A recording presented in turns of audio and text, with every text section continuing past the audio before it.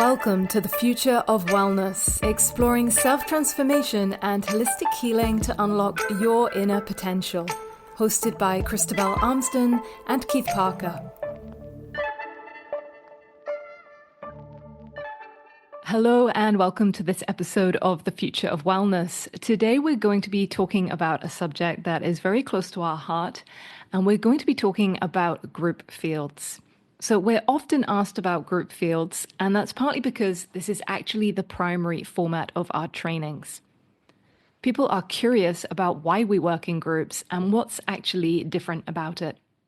Often people have this sense that there's something different about working in a group field versus one-on-one or by themselves. They sense something is different and always ask us lots of questions about what it's like to be group field facilitators.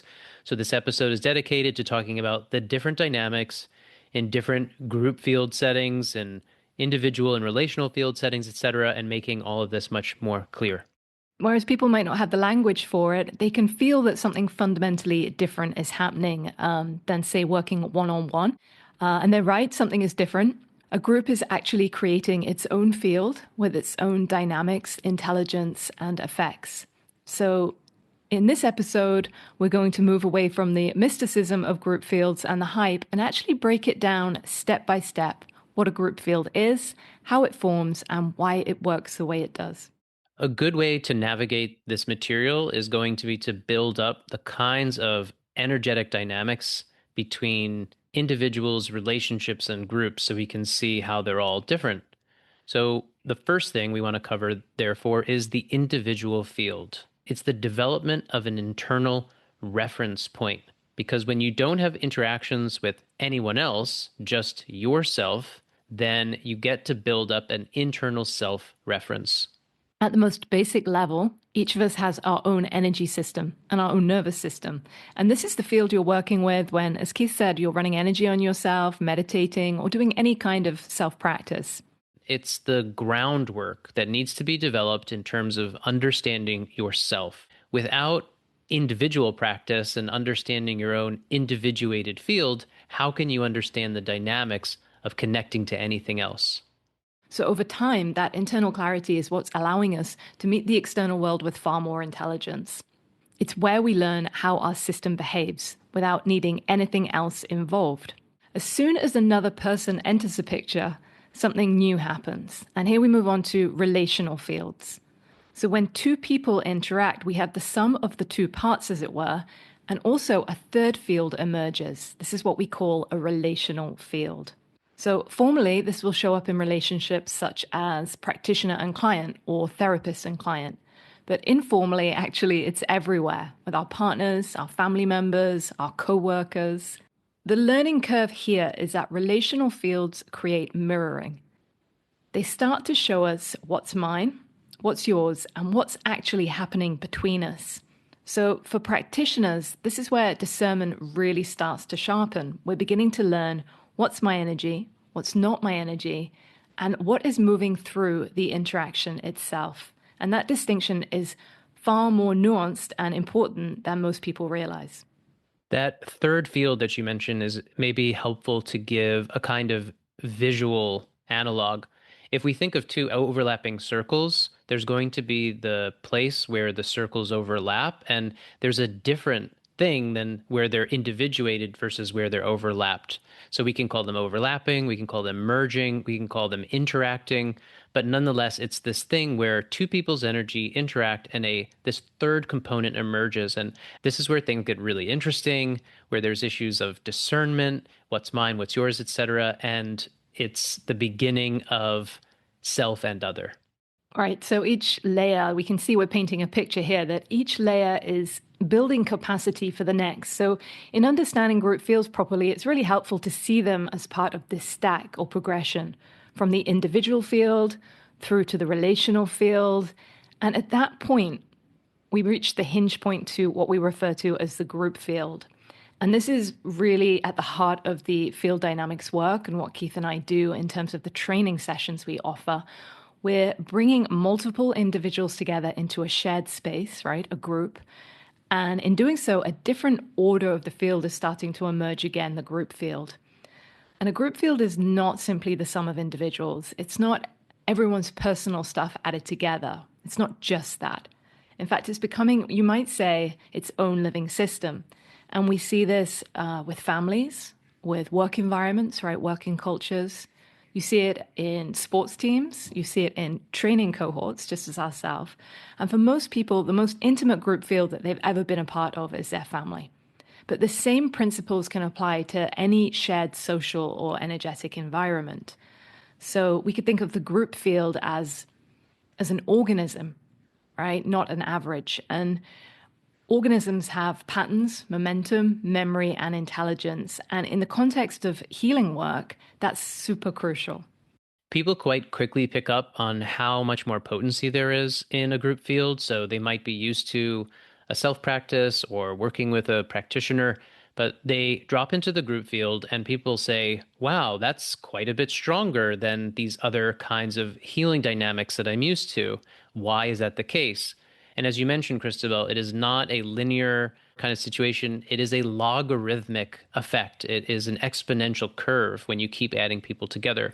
I want to reference some studies that have been done on this, specifically Lynn McTaggart's work and her book on the intention experiment, where she measured and studied groups of people holding shared intentions and measured what the outcomes were of what they applied those intentions to, and showed that there was statistically significant effects on the outcomes of those intentions.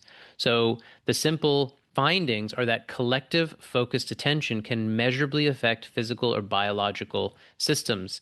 The effects of these groups and holding shared intention was strongest when the intention was clear, when there was an emotional engagement, and when everybody was working together, working simultaneously. So this is a big deal. This is something that people should be really interested in, I hope. And that is the underlying kind of special ingredient and some of the mysteriousness as to the potency of when you work with a group and that group has clear, coordinated intention behind it, the potency goes up very significantly. And this is something we're experiencing week in, week out, in, year out in our trainings. And it's been really fascinating to watch that and to engage with and learn from the directly, experientially, the power of group dynamics in a therapeutic context over the last 5, 6, 7 years or so. It's important to mention, as we're referencing the fields here, that group fields don't stop at small groups like we've just described, but they, of course, scale outward. And as part of this nesting of fields, it's really worth mentioning here the collective field. So any shared experience at scale creates a collective field. So we can think of major world events in this context. We can think of the collective of humanity, or I'm sure many people have heard the collective field of humanity being discussed. So people who are directly connected, that might be geographically, relationally, emotionally, carries a very different field relationship to it. And some people are profoundly impacted by these collective fields, where others might register it more abstractly. But the difference isn't about sensitivity, it's about relevance and connection. So our core takeaway here about group fields and collective fields is that field impact is determined by intention, as Keith shared. It's determined to some extent by proximity, but mostly by participation and relationship. So when we talk about group fields, we're not talking about something abstract or theoretical. We're actually talking about a layered living system, if you will, that we're already part of consciously or not. So the question here becomes, how aware are we of the fields that we're in and occupying, and how skillfully are we meeting that? This is a different paradigm that we are talking about here, especially when you said, Christabel, about scaling. So the key thing is it's not only about formal practice, it's about wherever our attention and our shared activity is. So family fields are group fields, like informally, right? Work environments create group fields. Sports teams create group fields. Anything that we do where we're sharing and co-participating in something, our energy, our attention, and this field phenomena of interaction is taking place. This is a big deal. It doesn't matter if it's conscious or unconscious, where you place your attention, where other people are also circulating and sharing their attention, you are interacting with that shared field information. This is a different paradigm in the way we might start to think about what it's like to navigate the intense and dense information systems of today. There have been amazing studies on this work as well that I'll mention in brief here, two of them really relevant. The first of which is the Transcendental Meditation community and all the work they did on mass meditation studies. And that is big groups of transcendental meditators practicing simultaneously would noticeably reduce things like crime rates, hospital admissions, conflict intensity, stress indicators. They had multiple studies to do this, and it's really fascinating to consider these kinds of effects. The theoretical framework of this, as it's often called the Maharishi effect, is simply that when a group of people are particularly coherent, it calms everything else. The other study to mention here is the research that's done at the Princeton Engineering Anomalies Research Lab, or the PEAR Lab. Now, we were very lucky to have Roger Nelson on this podcast a while ago, and that lab studies how human consciousness appears to influence random physical systems. So it's about random number generators being affected to show that there's non-randomness being introduced because of field effects. And so this has been studied at many, many levels. And in particular, what they're looking at is when major collective events take place, like 9/11, large global tragedies, major holidays. Is there a change in statistically significant ways, revealing somehow that the group field effect of the entirety of humanity or a large swath of it is actually having measurable effects? And the answer to that in many, many iterations has been yes. So as we scale out from individual to relational to group fields to the overall collective field, the mass consciousness of this planet, there is a shared field at that level as well, which we're all participating in and which has measurable effects. Then what we're really leaning into here, I think, and is worth making the distinction very clearly at this point, is the distinction between conscious and unconscious participation. Where we have a formal practice and an intentional practice, this is, as we mentioned earlier, something like our meditation practice, our yoga, our energy healing practice. We're intentionally structuring and connecting to these nested fields, be that to our own energy field in our self practice, be that in a session exchange between participants, two people involved, be that in a group field setting. And in doing that, we're really trying to narrow the field, reduce the external input a little, and create conditions, favorable conditions, if you will, where our attention and presence can sharpen. And that's what's actually allowing us to create sufficient clarity or calm to start to be able to see what's happening in your system. That's really a much more tangible engagement and a very effective way of engaging with fields over time as you become more and more practiced and skilled in that. And this is what we are training people in, of course. Then we have that informal life practice and experience, right? And this is actually just life as it happens, right? It's messier. There are lots of inputs. There's lots of relational dynamics. There's more demands. We are not necessarily bringing our presence moment to moment to all of these experiences, and it's making it a lot harder to track things clearly.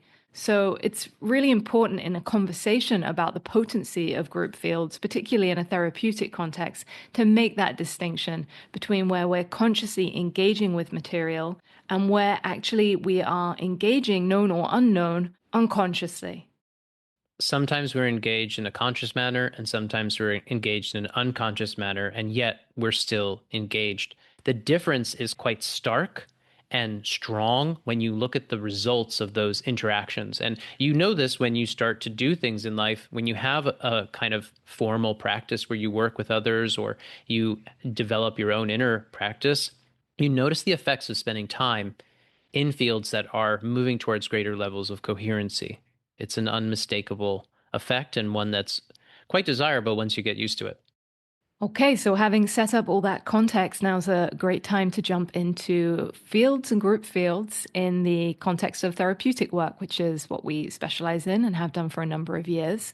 Firstly, let's talk about facilitation of a group field. There's two angles to a group field, of course. There is facilitation and there is participation. So in one instance, you're a space holder, a facilitator, and in another instance, you are participating as a client, as an attendee. Firstly, let's talk about the role of individuals in the group field, right? And from a facilitation perspective. And I think one of the most common misunderstandings about group work, and this certainly comes up with our trainees, is the idea that the facilitator sort of has a intimate engagement specifically with scanning each individual and tracking each individual specifically within that group field. It's much more appropriate, engaging, and harmonious, if you will, within a group setting, within group facilitation, not to tune into individual fields, but instead to bring all your attention and presence to holding that overall group field. Because as a facilitator for a group field, you're responsible for that ongoing coherence, integrity, and safety of the shared field, right? And we might say this is not for privileging individual processes, but actually holding that group field container and experience as the high point, as the reason to be of the group coming together. If we zoom out a bit, we start with saying, okay, you're in the role of being a facilitator, and the primary thing to be doing is holding space. And that space is just about neutrality, non-judgment, about letting things move. And that's the qualities of presence that we talk about all the time. From that point of facilitation, you then apply it to an individual. And everybody can imagine if you work one-on-one with somebody, the only thing that you're tracking is you and the other person. So that dynamic is easily trackable, at least in the most general logical sense. We can all imagine there's me and there's them. And the better that you get at understanding yourself, the more clear it's going to be to understand what someone else's energy is. That exchange becomes clearer and clearer over time as you work more and more within yourself and as you accrue more experience and hours working with others. Moving up, though, to the scale of the group, as you're saying, Christabel, is quite different because all of a sudden, instead of going one to one, maybe you're working with 12 people simultaneously. Are you actually noticing 12 different fields interacting with yours, or are you noticing the aggregate of the group field interacting with yours? And that's the interesting question. I think that's where people are often asking us to talk about what's our experience doing facilitation with group fields because we do it so much. So we might summarize that by saying, like a private session or a one-to-one experience is individual tracking, right? It's high resolution, it's nuanced, it's precise, it's personal. We're tracking a specific nervous system, if you will, a specific energy system, a specific history. For group holding, group field holding, it's much more amorphous, it's more distributed, it's more systemic, right? We're sensing patterns, tone, rhythm, pressure, movement across the whole field. So that's not to say that group field tracking is not also precise and personal and nuanced. And that's not to say that there aren't patterns and tones and rhythms in one-to-one work. But we're much more in this umbrella space of holding a summary, if you will, of I like to think of it as sort of each individual in the group field as an instrument within the overall orchestra of the group field. And the beauty of that work in terms of therapeutic is that each individual's processing and experience is held and shared to some extent. And that's one of the most potent, powerful, useful aspects of group field work, right? We're in this shared space that's held with a lot of safety and containment and the opportunity to be able to access deeper held materials and patterns within the potency of this container is incredible. So there are two really important things to mention to better understand what you're talking about. And one's called sympathetic resonance and the other is coherency. Sympathetic resonance is talking about the phenomena that one person's, let's say, anxiety comes up in the group field because a particular person in that group is dealing with anxiety as a result of the healing process. So they're feeling anxiety. Anxiety as an energy is starting to move, right? Starting to circulate through the group. Now, on the one hand, that means that that energy becomes shared. And sympathetically, there will be resonance with other people in the group who have anxiety, unresolved anxiety, because it will start to activate and or resonate, vibrate their anxiety.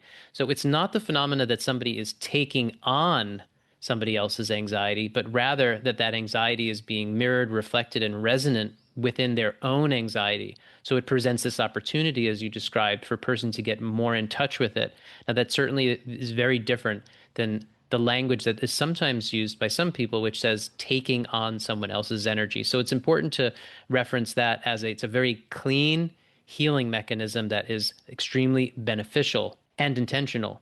Secondly, coherency is a very important thing here. Now, that is the role of the facilitator. Christabel and I have been holding these group fields through field dynamics through the training now for over 6 years. And group fields require a different kind of development within an individual's energy system. When you're working one-on-one with somebody, yes, the tracking is different, but also the amount of processing is also quite different. So if we think of the flow of energy in one's field as a kind of like a turbine, that it's an engine, it moves faster and faster. When we actually get our field to be more open, more flowing, the speed in a sense goes up, the ability to metabolize things becomes easier. And on a certain kind of mechanical sense, your field can move faster. It also moves slower simultaneously in that it's an expression top to bottom more fully, but we can think of it as speed. It's the easiest way of thinking about it. When you're working with a group field, you're being asked to process not one, but many, many, many things moving at the same time. And so your own system needs to really develop significantly. And so you might say that the mark of a facilitator's field to be able to work in groups is that they need to really develop more coherency, more internal organization within their own system, so that as things are being introduced as external torsions, tensions, energies that are stuck, emotions, etc., as those things start to dislodge from individuals within the group, as the facilitator, you're the primary processor.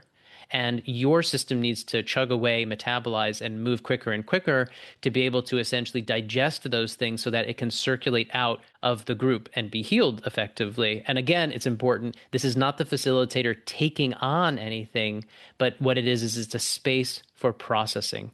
So the kind of questions we might be asking ourselves as facilitators in the space, what's the quality of this field in this present moment, right? Where's the contraction or flow? Does the group field feel regulated? Does it feel scattered? Does it feel grounded? Does it feel a bit up and out? Is something trying to move or resolve?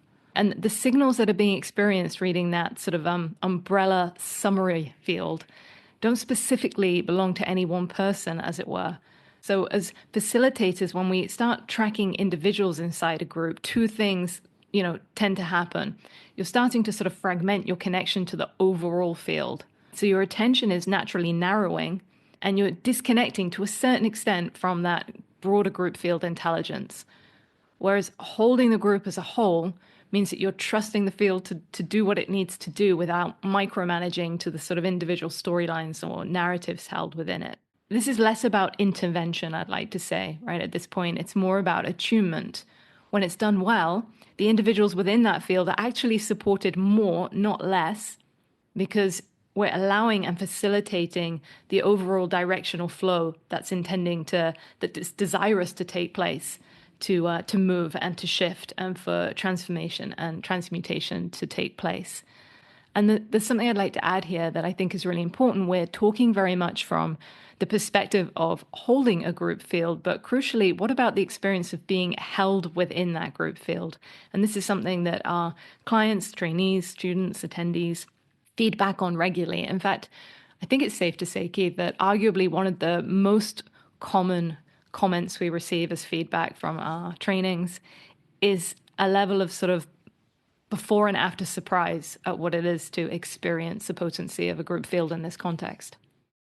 Yeah, the group field is very supportive, and it's because of these things we've talked about today, particularly the potency component. It is very potent. It's a very strong energy system to engage with when a group field is held well, because my engagement winds up being with the aggregate of the system is the word that I always use. It becomes an aggregate. Everybody's field gets kind of intermixed into an aggregate to work with, and it depersonalizes everything and actually makes it more of a universal approach to allowing presence and stillness and the coherency to churn over what is going by. So you could say that there are these like challenges that come from working with an individual, and there are different challenges that come with working with a group. I think the individual challenge is that tracking is of paramount complexity when you're working with an individual, in the sense that that skill is extremely valuable to be able to follow and track individual changes.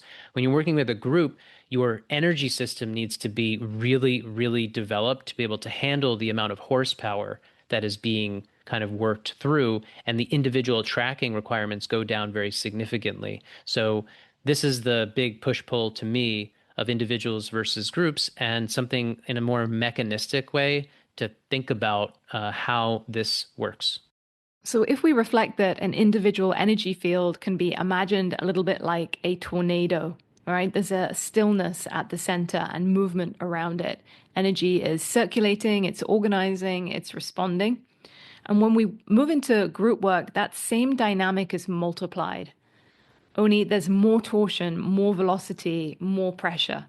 So group fields are carrying far more momentum, and that momentum changes everything.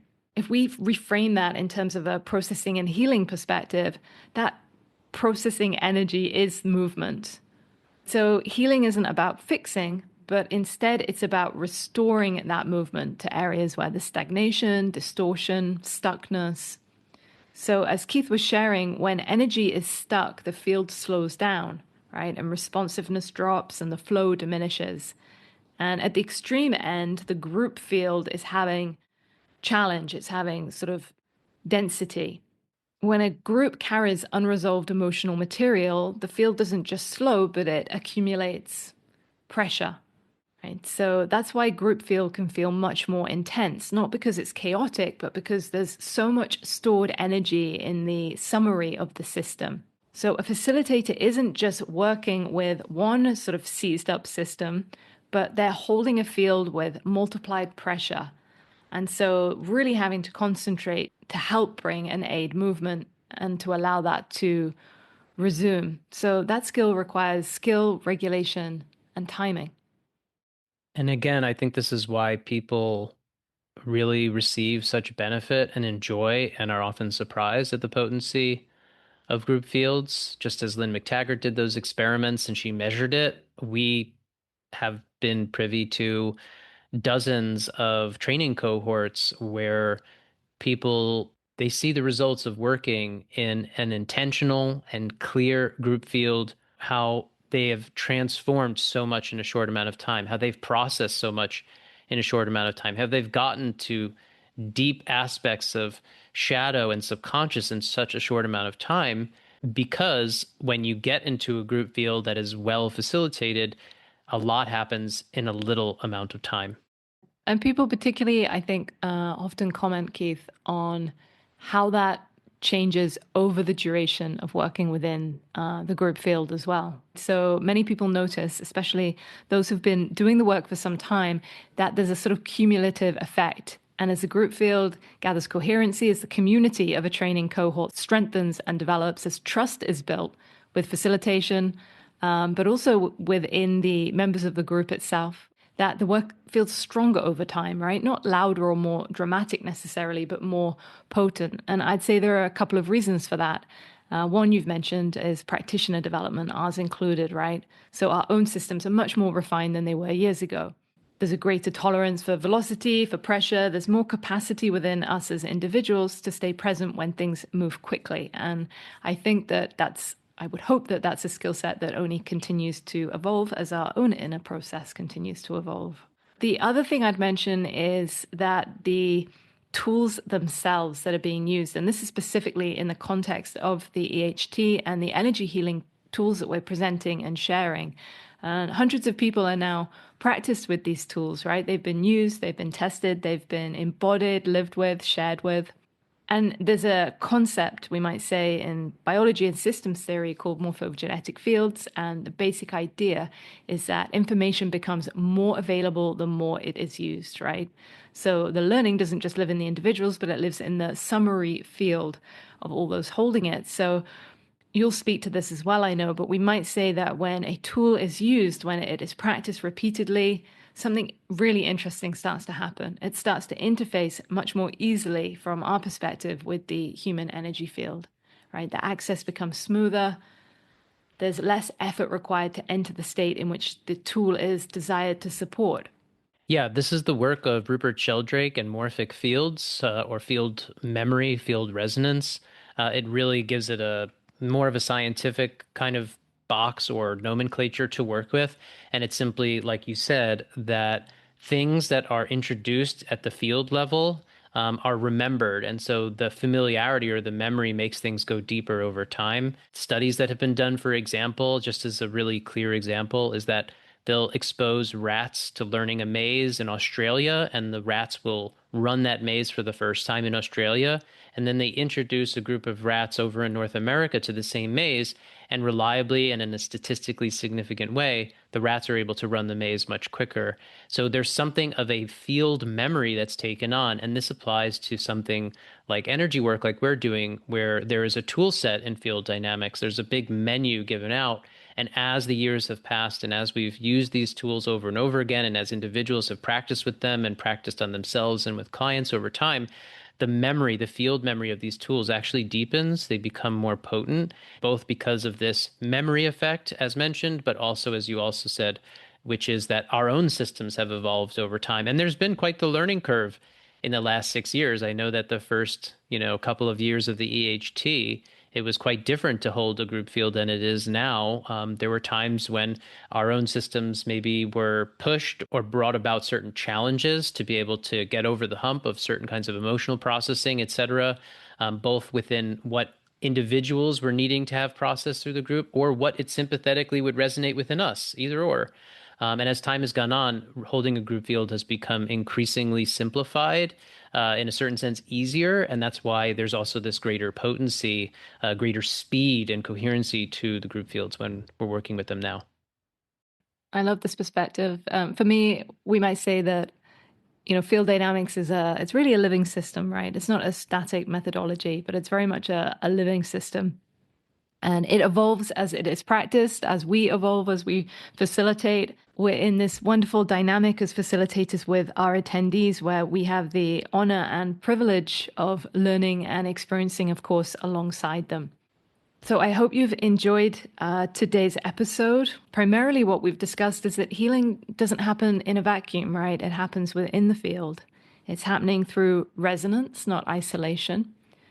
And that many things that we offer at Field Dynamics are really rooted in this power of group field dynamics. When a group gathers with intention, something really extraordinary but subtle emerges. A field of coherence, of opportunity, where people can commit to healing, working with old patterns, and new possibilities come alive. So we think of this not just as therapeutic support, but we might say energetic architecture, how real change actually takes shape. I absolutely love working with group fields, and it seems like the feedback from community is the same. Maybe that's part of what is going on with the human learning experience, and that is that we can do only so much as individuals, but we're being asked to work within groups, to cooperate, to communicate, to be in communion with one another. And so maybe group fields avail themselves of this potency because it's where our attention often needs to get to, at least at a certain point.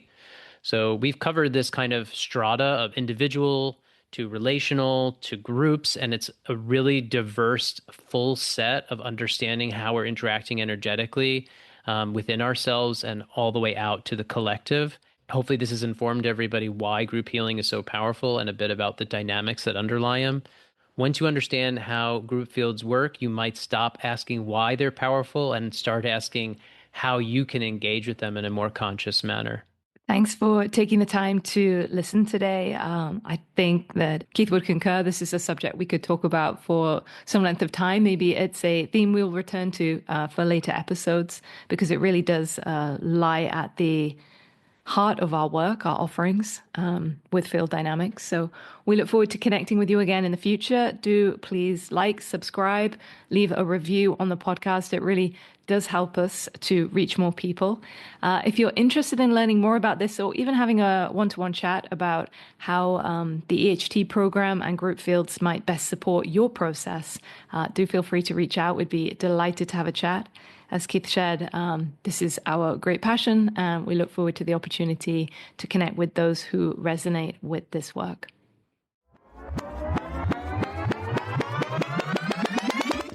Thanks for being a part of the Future of Wellness. Be sure to subscribe and leave a review. It helps us reach more people and to make great episodes like this one. Learn more about field dynamics and why we think the future of wellness matters. Check us out at energyfielddynamics.com. See you next time.